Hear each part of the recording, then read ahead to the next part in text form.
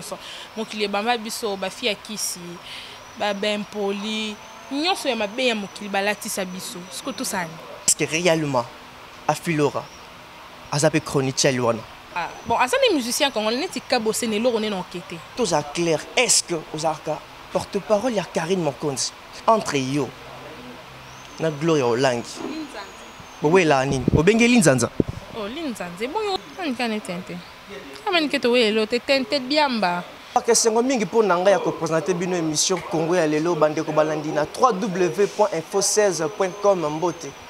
Merci ningo bozali ebele bozali ko biso bozali ko na benga ngo le meilleur site du moment www.info16.com. Bande ko balandi lelo na sengo ya ko mba pona bino moko ya ba journaliste ya mboka na biso na kombo ya Afilora. Mbote Afilora. Bonjour fidèle ami internaute. Okay. Afilora.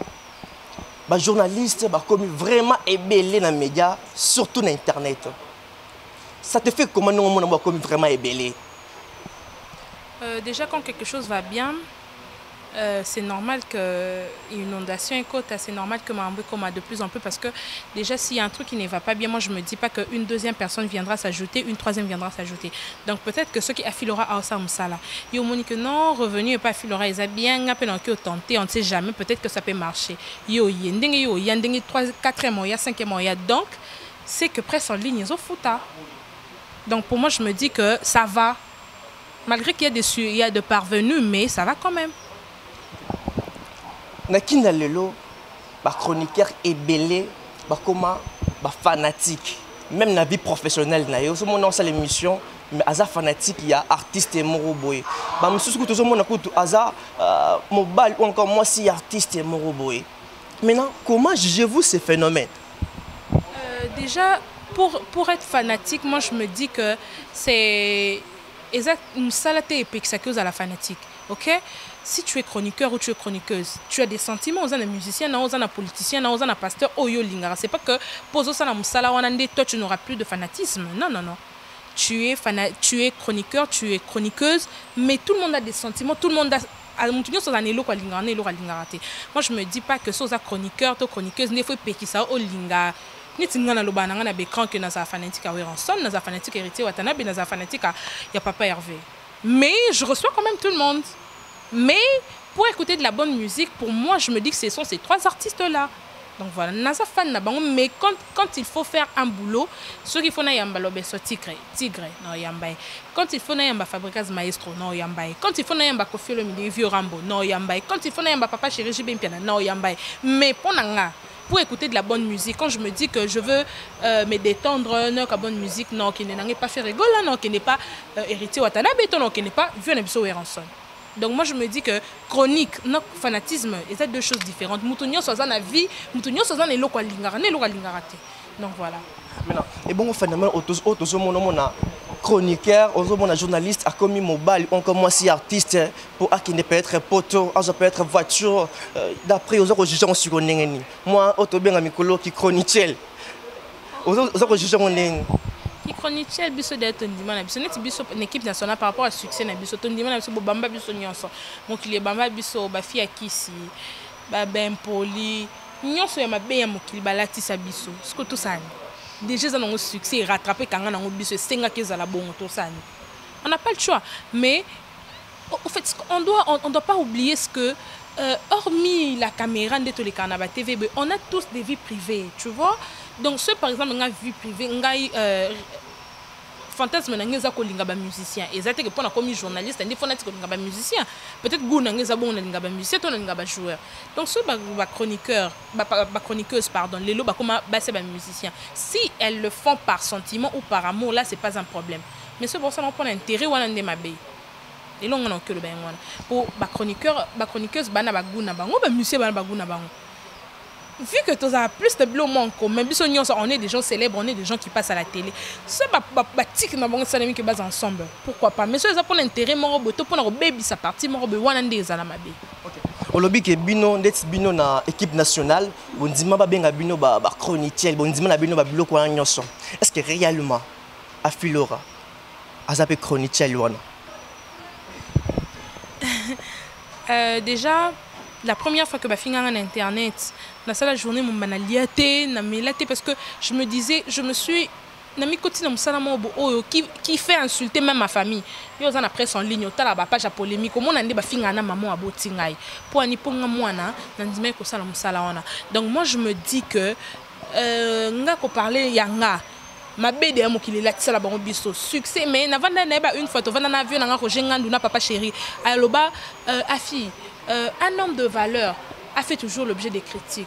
Donc ce que vous avez succès dites-toi que muto benga ote muto finga ote et l'ote kanga ngo lelo wana na yebana ndé na yebana na internet té muto ko tanga ngate lote mais aujourd'hui Dieu a fait grâce que mon notoriété on est comme c'est normal baletanga nyoso ma be ndoki nandima kisi nandima nini ndumba nandima donc nyoso ma be so balati singa ce qui ça que pour nga nazo émerger que ba traiter nga de nyoso wana je m'en fous moi l'essentiel c'est que yo lelo finginga que je suis une pétasse demain au monde que nga no saka be mission nga no kotsa ba vu nga nazo avancer yo tika na sima nga comme na etanga ma musicien lelo so ça a besoin de couvrir éléments tali na ba journaliste nyoso internet abi non par rapport éléments nga etali ma fona benga afilora je m'en fous attends ta finginga nga no ta on nga no gagner que un grand lora ouais en son amoni que avant ça eloko na ye ceux qui ba journaliste internet faut baza la 10 ye ouais c'était que bureau ouais ra lobi non pona nga faut bobengela nga filora c'est que reconnaître nga pona msana nga ceux qui hérité watanabe oh ça la conférence de presse né oh misusu ba singa ba invitation na ba bureau mais ya ta lobi non par rapport eloko faut a filora zalawana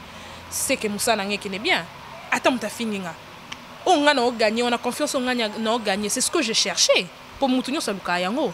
Tu veux bien chroniqueur, pour la conférence de presse, ils sont à gauche et à droite pour notre invitation. Netingas qu'on a l'oka invitation, non, je vais pas en boîte. Je sors pas trop. Nous en parlé donc musicien a bien nandaku. A Filora non c'est l'eau mo boy non tinda bureau nanga a même l'invitation. Considération à moi ça me va déjà. Pour nanga ikoka déjà. Na place que ngana landa esi mato na studio na musicien mon studio pop aboka nga libanga nazara na temps na te ngana vana na ndaku musicien bengi nga wa fina che comme ah c'est bon vieux ngana sala ngote donc il faut reconnaître ngana musana nga OK bon lelo soki peut-être Kabossi a bengi a reçu une invitation répondre à l'invitation na oh mais musicien basé belé pourquoi seulement le choix de Kabossi? Non, on a séparé comme on a Kabossi. Ah, bon, à ça les musiciens quand on est Kabossi, ne l'on est enquêté. Par respect, on ça n'a ngelo Kabossi boulembi enquêté. À vieux nanga, on a passé des moments durs dans la vie, to crevanaye, na Kabossi tout ça mo na mo ina ketch na ya griswana na IST na wana. Ah mo boape na 100 fois te boké bobeti matolo ville ya bokaboli mbongo, c'est mon vieux. Bobeti matolo na Kabossi. Oh mais un musicien beta matolo, bon musicien ya beta matolo te. Mais que le long denga na van bona qui a fait Laurent na Kabossi bengelo on est enquêté par respect. Déjà les torches les serviettes on mélange pas. Parce que Kabossi ne blou ni un mot bat mboya baba je c'est moi sans tête. Parce qu'on a que beaucoup de blou bon non je peux pas. Mais Kabossi c'est mon vieux. Dis-là. Qui est torchon et qui est serviette? C'est par le travail ne va reconnaître ba torchon ba serviette. Donc moi je peux pas parler de moi. Moi je ne crois pas que ceux qui Nanazaki a fait le raté ne s'impose qui te toi tu allais te déplacer ça na rendez-vous non ébélé. En plus obenga ka lelo te to benga na chaque ya limbisanga lelo na 8 ans te lelo boye omoni. C'est parce que tu as reconnu au moins que non à Filora ça va. Mais au juste qu'est-ce qui ne va pas entre yo na Kabossi ça vraiment ni. Ouais là vraiment ni yo na Kabossi. Ah. Maman Kabossi Boulembi zongi lisusu. On a vu Kabossi to lelo te vu Raphaël Boulembi. Mon vieux, s'il y a des gens qui ont passé, qui ont été des amis, qui ont été des frères, qui ont été une famille, c'est Kabossi et Filora. Tala, Kabossi, l'homme qui est pas 5 heures, au banyo mate pas Kabossi dans ma campagne. Ok, au tiki, Kabola invitation, ah, au PC, il était vieux pour la rep, photo ça la boy, tout ça la boy. T'es vieux musicien, ça monte milieu. Faut que tu boîte, faut que tu DJ na studio au tiki, c'était vieux par rapport à boy, bois DJ oyo. Pour ce bois qui est, alors ça la promo na yo, na boîte boy et ça le bien. Ngana salon, ayebi. Non, l'homme capé ton pour enregistrer na RTNC. Non, l'homme capé ton c'est vieux, en côté studio 6 heures. Nga Filora na liboso RTNC 5h30. Donc non, c'est la voiture à vieux et to koti, to bani Filora tout ça. Na nzala na bimi pe mbangu. Na ke luka la vieux, c'est mon grand frère.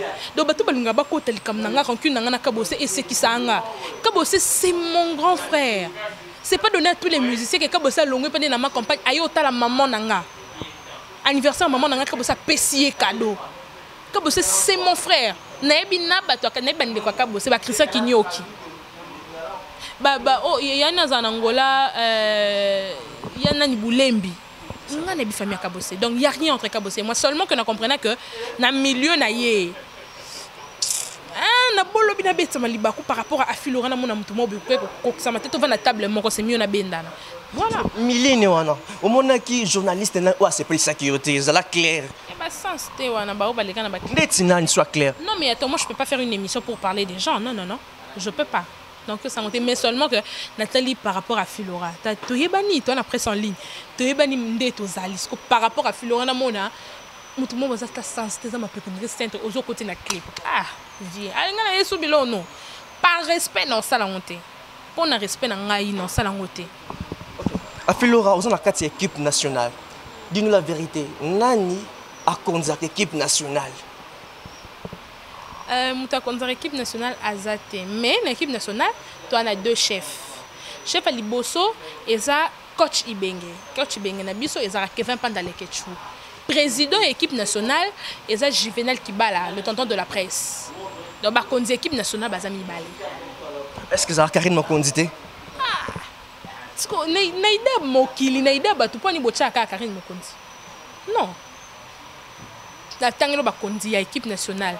Tous un coach Ibenge, Kevin Pandalekechou que je salue, mon pote. Tous un président Juvenal Kibala, le tonton de la presse. Dernièrement, autant ça télé-réalité que ça conseille, ah oui, ça, là ça ne va pas, là ça ne va pas, oui. Donc voilà. Ok. Notre mission est belle. On le bellara toujours Ndekonayo, Karine Mokondi. Ce peut-être mon à critiquer, à finir l'équipe au le bélier. Donc tout ça clair. Est-ce que aux arca porte-parole il y a Karine Mokondi? Question au batuni est-ce que aux alaka, excusez-moi pour le terme, est-ce que aux alaka, moi n'habitina ya Karine Mokondi? Na munene nanga, na kitoko nanga, na nyonso oyo, na za moi musala ya Karine. Déjà, c'est ma sœur. À la base, Karine, c'est une grande sœur pour moi. Hein? Mon équipe nationale, exactement que le succès mati, ni na bossani que Karine a ya nanga, to na bossani que Tania est plus âgée que moi. Ton abossana que Cynthia Wadol c'est ma copine.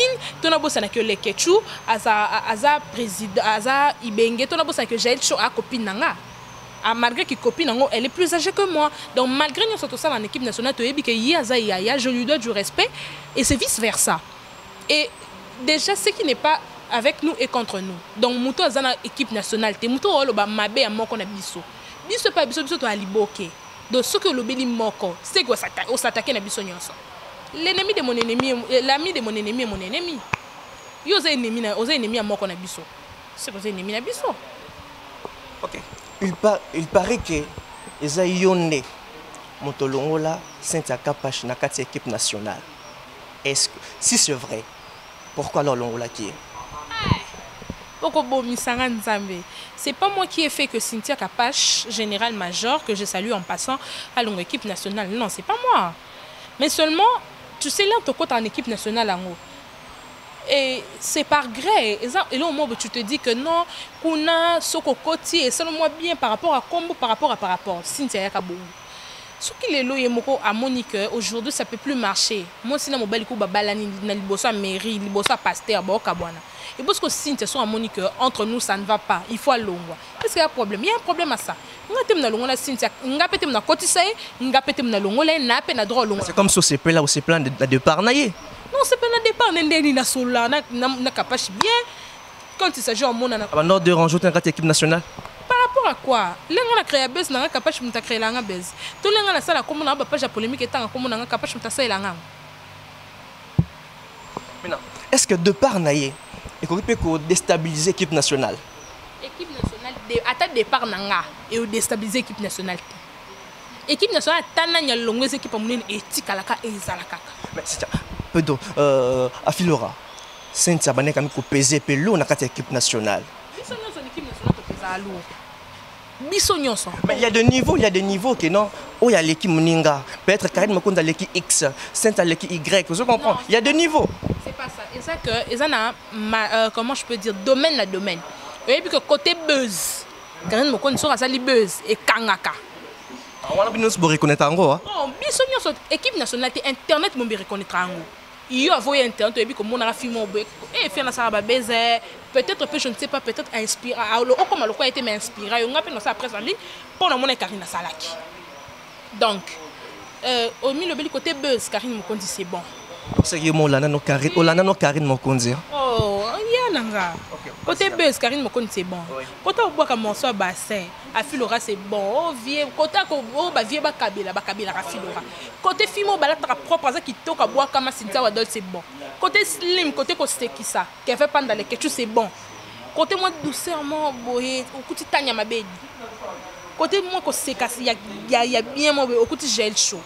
Biso son équipe na son mutu na mutu asalaka na domaine na ye. Donc tout le monde est important. Mais dépend, il y a mon côté est déstabilisé l'équipe nationale. Tozali, Tokozala, Kaka. Ok. Afilora, trop de ranking sur Internet. La ligue est sous clair dans le moment où. Entre eux, na Gloria Olangi. Oui, là, Nini. Au Bengue Linzanza. Oh, Linzanza. Bon, on sonne Afilora, n'importe quoi. Tant que solo, mon tour, faire rigolo à reconnaître. Arrêtez pas pervé. Il y a un gang attaché des postes à faire rigolo, mais. La voiture a fait rigolo la caca mon équipe nationale Karine Mokonzi ndamata. Télé réalité na fait rigolo la caca Cynthia Kapachi na Karine Mokonzi nde basala. Yo attaché des presses babo libango on dirait faire au kosola mais Karine album azo 4 mabanga. Azé loko tenga mona lo le bata ba konke na mona gete yefo botanga na bato bana ba débordement maquillage ba fimo ba makolondre buka buka on dirait ba azo tonga buka buka te ba fimo bana ba problème à taille ba fimo bana problème rolata yo faut tirer wana ba fimo ba ganga batanga na facile mais bana problème en français ntalo ba aujourd'hui aujourd'hui fimo bana momo en français en fait il faut tirer na liste. Est-ce que vous pensez que vous parlez mieux qu'elle? Déjà moi je peux prendre ce micro là même pendant 50 minutes, en train de défendre ce que j'ai reçu à l'IFASIC, je le ferai. Même devant les grands professeurs, ils se diront que cette fille, non seulement elle a un langage facile, elle est éloquente, mais elle est aussi intelligente. Là, je sais le faire. C'est ce qui fait, et c'est ce qui différencie Afilora des autres. Et surtout particulièrement de la personne que tu venais de citer le nom. Voilà. Ok. Et bon, il y en a Manique. Bon, il a rappelé sous parce qu'il y a trop de problèmes en Internet à Filora. Il y en a Manique, bon, il a. Manique a été tenté. Manique a pas tout au ouais la nègre. Manique a été tenté. Manique est au ouais l'autre tenté bien bas. Oui, tu sais les qui a bossé ni m't'a tout bon. Est-ce que vous êtes peut-être mal à l'aise dans cette équipe nationale à déranger à maintenant ça rabino trop en bowling l'aise nini mon équipe nationale azala mon kalaza simbela biso ba sac amemela biso ba sac toke ba course totambu ce journée mon bato balusi ville mobimone mon pepa kaina so to toka bona toka bele moi $10 ma l'aise ni maniko chabato po biso to lia yete mta lia ya biso. OK, à part ça il y a une grâce tembo là sousuni fils sans succès bongo to eba kuté azala nani fia choko bongo fia ki na barod bongo to wela nani les lots, tant que tu as un succès, tu as un down, un level. Est-ce que on a un problème on a la tibère à 4, tu as la 4 ans. Au mital, on a relé Carbango. Physiquement, on a relé Carbango. On a world. Yo mon moninga. Toi, tu as caméra, tu me peut-être botter la caméra. Yo moninga ndé. Non seulement, oh, vu un vénérable grand maître José Matata Alobara, Afilora, moi, c'est qui toque au pétail. Donc, au talinga, je t'attire déjà la musique, au tali longisavo, au tali basso, au tali poitrine, les royaux sont dans des bagages à son amour. Et on se le question, au tali bassin, bah, mon directement. Aux hommes, on a été que. Aux coupé sa bateau, bah, le barquet, aux appareils, bah, chronique, c'est bon sous raison. On a aussi qui tchèle yaya. Faut en elongi yango. Faut en lipenda yango ki tchèle. Faut en molé yango ki tchèle. Faut en bassa ki tchèle, faut en kabelo waka. Afilora, est-ce que vous respectez la presse? Ah, j'ai beaucoup de respect pour la presse. Hein. Aujourd'hui, c'est comme un peu dans le Vanaboué. Par rapport au paravent, Afilora a zangi 50 francs. Mais c'est difficile, Afilora 50 francs.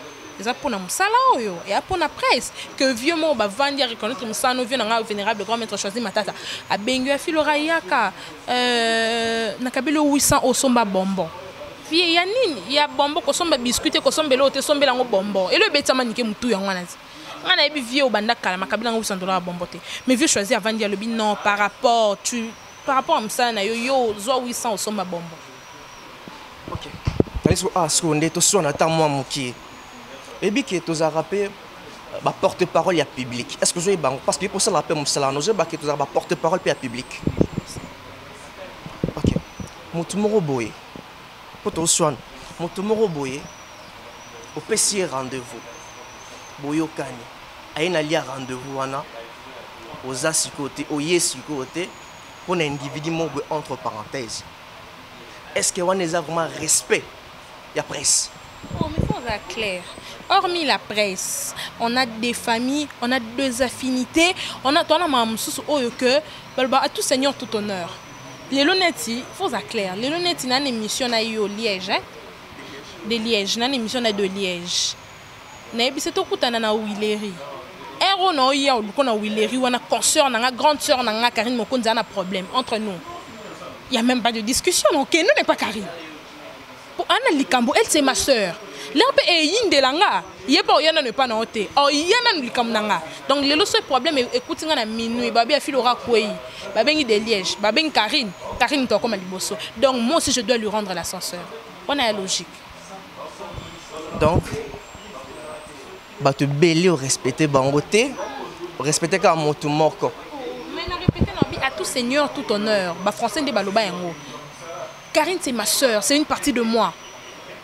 Donc Lélo, on a plus d'exemples. Lélo ndenga na auto vandi boy. Ok, babengi. Afilora kwei, babengi de Liège, babengi Karine Mokonzi. Karine on se soucie au yam taliboso. De Liège pour que le batenga na non émission mususu, ok non c'est émission yasima. Mais Karine on 4 émissions ya. Pour baby c'est ne déconner à fia belli. Donc je lui rends l'ascenseur, c'est la même chose. Ok.